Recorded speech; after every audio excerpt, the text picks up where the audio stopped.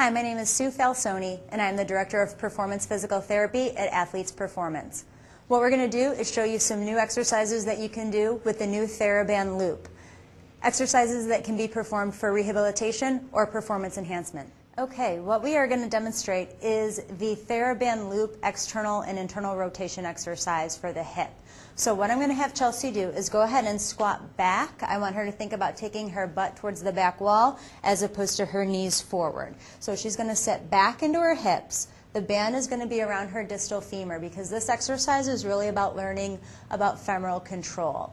And so what she's going to do is she's going to let this band pull her leg in. She's going to feel a stretch on those muscles in her hip, and she's going to use those same muscles that she feels a stretch to pull her knee back out.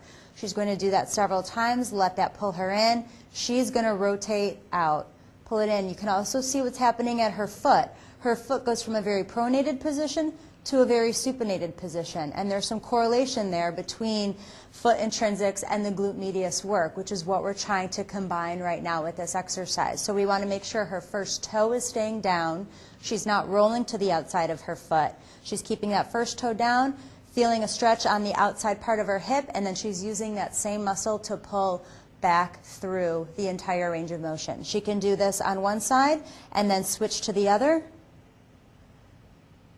And then she can also do this bilaterally, where she takes both knees in and the focus is really pulling out. Coming in, and the focus again is really pulling out, keeping those first toes down on the ground. The exercise we're going to demonstrate with the Thera-Band Loop is called a wall walk. The first position I'm going to have her get in is she's going to take the Thera-Band Loop and wrap it around her wrists. She's going to go ahead and externally rotate, and that is the position she's going to try to maintain throughout the entire exercise. Versus, go ahead and let those wrists come back in and elbows up. We don't want her to abduct her shoulders. That's not what we want. We want her to keep her elbows down and externally rotate. Her hands should be wider than her elbows. So, in that, maintaining that position throughout the entire exercise is what's going to be important. I'm going to have her flip around and come to the wall. Go ahead and drop your arms just a tad. And she is going to keep her elbows tucked in, hands wide, to create that external rotation. Belly's going to be tight so she doesn't begin to arch at her low back. She's going to simply keep her forearms on the wall and walk herself up the wall, maintaining that tension in external rotation and walking herself down. She's going to maintain, again, this tight belly. Don't backward bend. And she's only going to go as high that she can control this external rotation moment. As soon as her elbows start to become wider, she's fatigued and we're working the wrong muscle group.